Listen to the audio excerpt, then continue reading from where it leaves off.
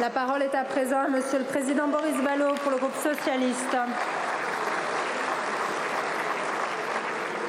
Madame la Présidente, Monsieur le Premier ministre, submersion. Ce mot est celui de l'extrême droite partout en Europe et dans le monde, un mot qui blesse autant qu'il ment. Choisissez-vous vos mots par hasard ou les avez-vous sciemment empruntés à l'extrême droite dont vous prétendez ne plus jamais vouloir dépendre? Et que dire de ceux de votre ministre de l'Intérieur ou de votre ministre de la Justice? Et d'abord, de qui parlez-vous?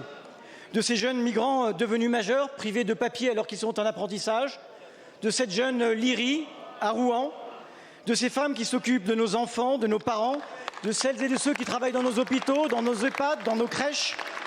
Parlez-vous de ces hommes et de ces femmes dans les cuisines de nos restaurants, sur nos chantiers, dans nos usines, comme le rappelait le MEDEF ou la CPME, de ces travailleurs sans papier et qui pourtant, pour beaucoup, payent leurs impôts, perdent leurs cotisations, payent nos retraites, de ces vies arrachées à leur pays, à leur famille, par les guerres, les persécutions ou la misère. Monsieur le Premier ministre, la question migratoire est une affaire trop sérieuse.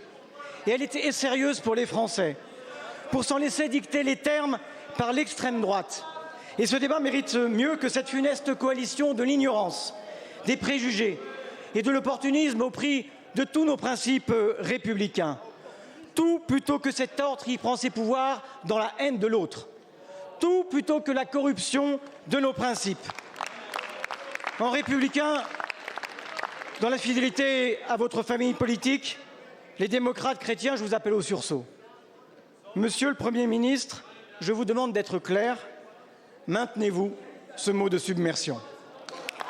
Je vous remercie, mon cher collègue. La parole est à Monsieur le Premier ministre.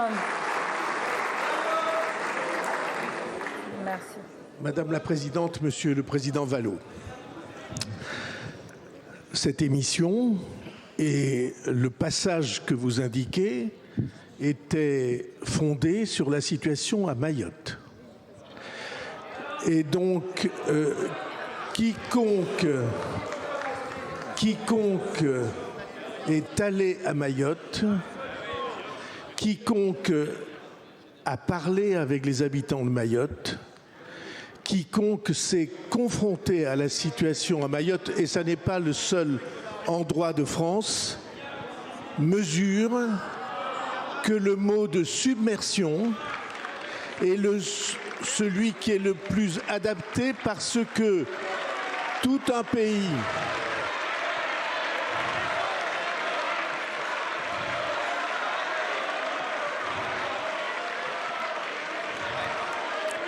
toute une communauté département français s'il vous plaît. est confronté à des vagues d'immigration illégale telles qu'elles atteignent 25% de la population. Et c'est un désespoir.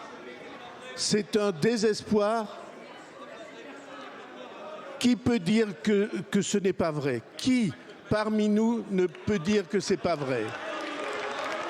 Et donc, ce ne sont pas les mots, Monsieur le Président Vallaud, qui sont choquants, c'est les réalités. Et ces réalités-là,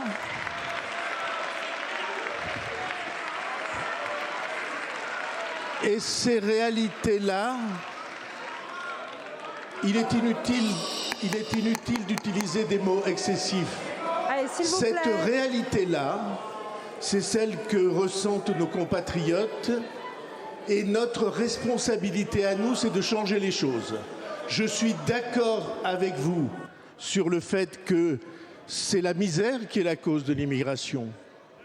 C'est la guerre parfois, c'est le changement climatique qui est la cause de l'immigration. Mais l'immigration n'est pas la cause des problèmes de la France. Ce sont les problèmes de la France qui sont la cause de ce que l'immigration est désormais une impasse. Parce qu'il n'y a pas d'intégration comme nous le voulons, par le travail, par la langue et par les principes. Notre responsabilité à nous, notre responsabilité partagée, quels que soient les bancs, c'est de changer la situation du pays et de sortir d'une situation qui nous conduit à des vagues de xénophobie qui sont pour nous, républicains, insupportables. Merci, Monsieur le Premier ministre. Monsieur le Président. Je ne peux être, moi, que consterné, submergé par la consternation de votre réponse. Et écoutez cette phrase de Rousseau, la domination même est servile quand elle tient à l'opinion, car tu dépends des préjugés, de ceux que tu gouvernes par les préjugés. Si vous gouvernez avec les préjugés de l'extrême droite, nous finirons gouvernés par l'extrême droite et vous en aurez été le complice. Merci beaucoup. Monsieur le Premier ministre. Monsieur le Président Vallot, les préjugés sont nourris par le réel. Et ceux